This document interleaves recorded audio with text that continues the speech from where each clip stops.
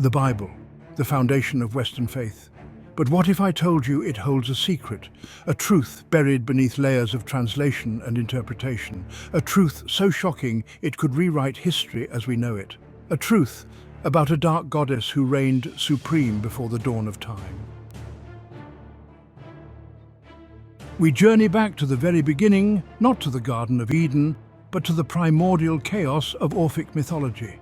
Here from the cosmic egg emerged PHANES, the Golden One, the first king, radiant with light and the power of creation. But PHANES' reign was not to last. From him sprang Nyx, his daughter, the embodiment of night, a figure shrouded in mystery. She inherited the throne, a dark queen in a nascent universe. And God called the light day, and the darkness he called night, and the evening and the morning were the first day. And God said, "Let there be a firmament in the midst of the waters, and let it divide the waters from the waters." And God made the firmament, and divided the waters which were under the firmament from the waters which were above the firmament, and it was so. And God called the firmament heaven. And the evening and the morning were the second day. And God said, "Let the waters under the heaven be gathered together unto one place, and let the dry land appear." And it was so. And God called the dry land earth, and the gathering together of the waters called the seas. And God saw that it was good. While Genesis speaks of the separation of light and darkness, the Orphic tradition tells a different tale. Nyx, the dark goddess, reigned supreme. She birthed Gaia, the earth, and Uranus, the sky, establishing the foundations of our world. PHANES then united with his daughter Nyx, the mother of dreams, and gave her the rulership. He placed in her hands his mighty staff, the scepter of Erechopaios, and bestowed upon her the gift of prophecy. Nyx, the nurse of the gods, made obvious those who were previously concealed. She gave birth to Gaia, whose name means earth, and to Uranos, the limits of the mind, whose name means sky. And she gave the scepter of PHANES to Uranos, and thereby gave him the kingship. Uranos and Gaia united, and this is the first marriage. Nyx, often relegated to the footnotes of mythology, played a pivotal role. She was not merely the absence of light, but a powerful force in her own right, a queen, a mother, a prophetess. But why was her story suppressed? Why did the Bible and later traditions choose to focus on the light, casting the darkness aside? To answer that question, we delve deeper into the mysteries of Nyx, uncovering her hidden influence and seek to restore her rightful place in the story of creation. Nyx. The name itself whispers on the wind, conjuring images of velvet darkness and the infinite expanse of the night sky. But who was this enigmatic goddess who reigned before the dawn of the world as we know it? Nyx was more than just the absence of light. She was the embodiment of night itself, a primordial force older than the gods themselves. While the Olympian deities bickered and fought, Nyx remained aloof, a figure of immense power and quiet authority. From the depths of her being, she birthed a host of deities, each embodying an aspect of the night and its mysteries. Sleep, death, dreams, and even strife all sprang from Nyx, showcasing her dominion over the hidden realms of existence. Hesiod, in his Theogony, paints a vivid picture of Nyx's dwelling, a place loathsome and dank, which even the gods abhor. There she resides in her murky abode, where day and night meet and pass each other at the threshold. Pindar, another ancient Greek poet, describes the realm of Nyx as a place where sluggish streams of darksome night belch forth a boundless gloom. But Nyx was not simply a figure of darkness and dread. She was also associated with prophecy and divination, a goddess who held the secrets of the universe within her shadowy embrace. And here's where the Orphic tradition offers a tantalizing glimpse into a hidden truth. They speak of the three nights and suggest that PHANES, the first king, plucked the shorn flower of night. Could this be a reference to a primordial trinity with Nyx at its center, a secret hidden in plain sight waiting to be uncovered? The scarcity of details about Nyx's reign in the Orphic texts only deepens the mystery. What did she create during her time as queen? What wisdom did she impart to her children? And why did subsequent traditions choose to obscure her story, focusing instead on the bright gods of Olympus? To understand this, we need to look at how Nyx was received by Greek culture and why she was revered yet feared. Nyx, the goddess shrouded in darkness, held a unique place in the hearts and minds of the ancient Greeks. While the Olympians, with their vibrant personalities and dramatic exploits, dominated the stage of mythology, Nyx remained a figure of both reverence and trepidation. Unlike the more anthropomorphic gods, Nyx was often depicted as an abstract force, a shadowy figure with wings or a starry cloak. She was the embodiment of the night itself, a primal power that predated the Olympian order. Philosophers like Hesiod, whose theogony gave us some of the earliest accounts of Nyx, recognized her immense power. Even Zeus, the king of the gods, treated her with caution, aware of her ancient origins and her dominion over the forces of darkness. This awe that Zeus felt towards Nyx speaks volumes. It suggests a recognition of her primordial power, a power that even the mighty Olympian king dared not challenge.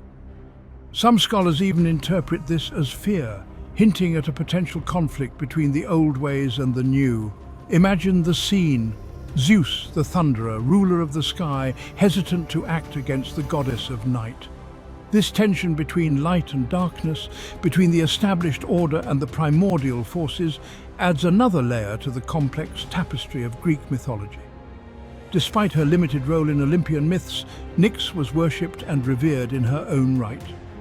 At Megara, an ancient city near Athens, she had an oracle where people sought her wisdom and guidance. This shows that while she might have been feared, she was also respected and sought after for her prophetic abilities. The ancient Greeks, it seems, held ambivalent views towards Nyx. She was both a source of fear and a figure of reverence, a reminder of the power of darkness and the mysteries that lie beyond the reach of the sun. But why did Nyx remain a relatively obscure figure in Greek mythology?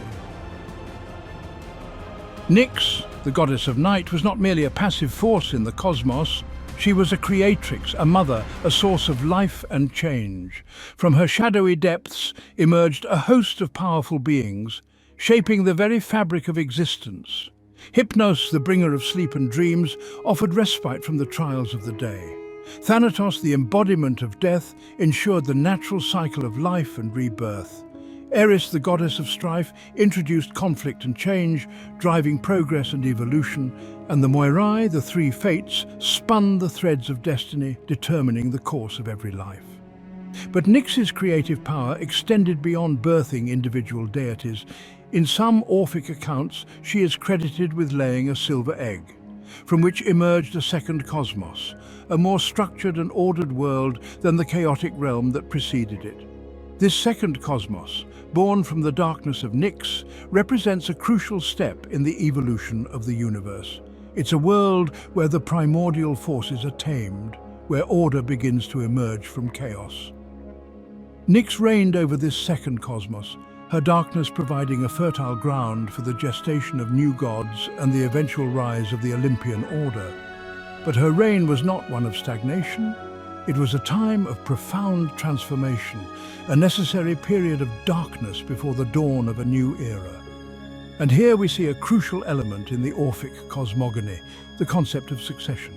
Nyx, the second ruler, willingly hands over the scepter of power to her son, Uranus. This act of free will sets the stage for the future struggles and triumphs of the Olympian gods. But what does this all mean? How does Nyx, this enigmatic goddess of the night, connect to the grand narrative of creation? And what secrets does she hold that could shed new light on ancient texts like the Bible? Let us turn our gaze to the book of Genesis, the foundation of Western religion. Could this ancient text hold hidden clues about the dark goddess and her role in creation? God called the light day, and the darkness he called night. And there was evening and there was morning, a first day. Now PHANES caused many things to occur. He built an everlasting dwelling for the immortal gods. He brought forth the moon, and for the ephemeral beings he made a world separate from the immortals, with natural laws and a sun as their lord. These things he, Redefining, the first king, made from his seat in the misty darkness of the cave, Antron, of his daughter Nyx. Notice the subtle connection here. While Genesis speaks of the separation of light and darkness, the Orphic tradition places PHANES, the creator, within the cave of Nyx. This suggests that even the act of creation itself originates from the darkness, from the womb of the night. Genesis tells us that God called the light day and the darkness night. But in the Orphic cosmogony, Nyx is not merely the absence of light. She is a powerful entity in her own right, the mother of creation, the source from which even PHANES, the Golden One, emerges. Genesis speaks of a first day, implying a linear progression of time. But the Orphic tradition hints at a more cyclical understanding of creation, where darkness precedes and gives birth to light, and then light gives birth to darkness. Nyx, as the primordial goddess of night, embodies this cyclical nature, existing before, during, and after the emergence of the first day. The Orphic text reveals a fascinating detail. PHANES creates from within the cave of Nyx with his mother, then gives birth to his daughter, also Nyx. This highlights the triple nature of the goddess. She is both the mother of PHANES, the source of his being, and his daughter, as he later unites with her to continue the cycle of creation. This paradox points to her timeless nature, existing outside the linear progression of time. Genesis. Chapter 1. Verse 6 states, God said, "Let there be an expanse in the midst of the water, that it may separate water from water." This expanse, also known as the firmament, is a key element in the biblical creation story. It divides the primordial waters, creating a space for the heavens above and the earth below. O glorious PHANES, you are justice, prudence, and truth, begotten of night, who shines with stars. And thus did he divide the world between gods and mortals. Here the Orphic text praises PHANES, but it also acknowledges his origin from Nyx, the night who shines with stars. This reminds us that even PHANES, the radiant creator, is connected to the darkness, to the primordial power of the night. Both Genesis and the Orphic tradition describe a separation, a division. In Genesis, it's the separation of waters. In the Orphic text, it's the division between the realm of the gods and the world of mortals. This suggests a parallel between the two accounts, with PHANES' act of division mirroring the creation of the firmament in Genesis. But here's where the interlinear reading becomes even more intriguing. The Orphic text tells us that PHANES creates this division between gods and mortals. This implies a conscious act of separation, a deliberate creation of boundaries. Could this be interpreted as PHANES establishing his own kingdom of light, distinct from the primordial darkness of Nyx? Is this act of separation a foreshadowing of the eventual conflict between the Olympian order and the older primordial forces? The interlinear reading opens up new avenues of interpretation. It suggests a hidden tension within the creation story, a struggle between the forces of light and darkness that will continue to shape the cosmos. Genesis chapter 1, verses 8 through 10, describes the next stage of creation. And God called the expanse heaven. And there was evening, and there was morning, a second day. And God said, "Let the waters under the heavens be gathered together into one place, and let the dry land appear." And it was so. And God called the dry land earth, and the gathering together of the waters he called seas. And God saw that it was good. We see the emergence of the earth and the seas, marking another step in the creation process. This separation of land and water further establishes order within the cosmos. But what does the Orphic tradition tell us about this stage? PHANES then united with his daughter Nyx, the mother of dreams, and gave her the rulership. He placed in her hands his mighty staff, the scepter of Redefining, and bestowed upon her the gift of prophecy. Nyx, the nurse of the gods, made obvious those who were previously concealed. She gave birth to Gaia, whose name means earth, and to Uranos, the limits of the mind, Nous, whose name means sky, and she gave the scepter of PHANES to Uranos, and thereby gave him the kingship. Uranos and Gaia united, and this is the first marriage. Here's where the interlinear reading reveals a fascinating parallel. While Genesis describes the emergence of Earth, the Orphic text tells us that Nyx gives birth to Gaia, whose name means Earth. This suggests that Nyx, the goddess of night, plays a crucial role in the creation of the physical world. The Orphic text also describes the succession of power from PHANES to Uranos, mediated through Nyx. This act of passing the scepter symbolizes the transition from the first cosmos to the second, from the reign of light to the emergence of a more structured world. It echoes the passing of the second day, or as the Orphics called it, the reign of the second cosmic king. And here's the crucial point. Nyx, in this second iteration, is no longer the primordial mother who existed before PHANES. She is now his daughter, born into the cosmos he created. Yet, she retains her power and her connection to the darkness, giving birth to the very foundations of the physical world, Gaia and Uranos. This second iteration of Nyx, pregnant with the primordial deities of the second cosmos, represents a transition point in the Orphic creation story. She is the bridge between the first and second cosmos, embodying the continuity of creation despite the shift in power. The interlinear reading reveals a hidden depth within the Genesis narrative. It suggests that Nyx, the goddess of night, is not absent from the biblical creation story, but rather woven into its very fabric, hidden between the obscurity of its lines. By understanding her role in the Orphic cosmogony, we can unlock a deeper understanding of the creation myths that have shaped our world. Genesis chapter 1 verse 10 concludes this stage of creation with the statement, "God saw that it was good." This declaration emphasizes the divine approval of the newly formed earth and seas, highlighting the order and beauty emerging from the primordial chaos. The Orphic text reveals a crucial detail often overlooked in traditional interpretations of Genesis. It tells us that Nyx, the goddess of night, is the one who made obvious those who were previously concealed. This suggests that she played an active role in bringing forth the primordial elements of creation, including Gaia, the earth. Furthermore, the Orphic text describes a peaceful transition of power from Nyx to her son, Uranos. This act of willingly giving over the scepter represents a unique moment in the Orphic and Greek cosmogonies. It's a final act of free will and cooperation before the era of conflict and upheaval that characterizes the reign of the later gods. From this point onwards, the myths are filled with tales of struggle and violence as the male-dominated world of the Olympian gods takes center stage. But Nyx, the primordial mother, remains a constant presence, a silent witness to the unfolding drama of the cosmos. The interlinear reading of Genesis and the Orphic Rhapsodies reveals a hidden truth. The creation story is not solely a tale of divine fiat, but a complex interplay of light and darkness, male and female, order and chaos. Nyx, the goddess often veiled by history and hidden in plain sight, emerges as a central figure in this cosmic drama. All things are generated from the womb of the goddess Nyx. She is the source, the eternal mother, the ever-present darkness from which all creation springs.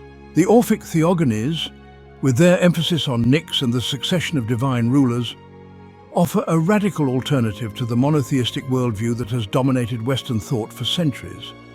By drawing parallels between Nyx and the Elohim, the plural form of God used in the Hebrew Bible, we can begin to question the exclusivity of monotheism itself. The existence of multiple creator figures in various cultures suggests that humanity has always envisioned divinity in diverse ways. Polytheism, henotheism, and even pantheism were once prevalent belief systems, acknowledging a plurality of divine beings or forces. The very concept of the Elohim, being a plurality of beings within the Hebrew Bible, raises questions about the strict monotheistic interpretation that emerged later.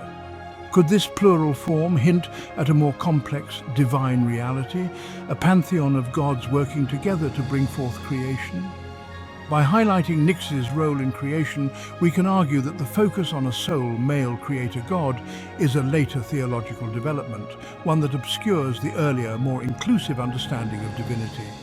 This reinterpretation of Scripture opens up possibilities for a more nuanced and expansive view of the divine, one that embraces the feminine, the dark, and the primordial. The story of Nyx reminds us that truth is often hidden in plain sight, waiting to be rediscovered. It challenges us to question our assumptions, to embrace complexity, and to celebrate the diversity of human experience and belief. Don't miss the next episode, where we'll continue our exploration of the Orphic cosmogony and delve into the reign of Uranus, the sky god.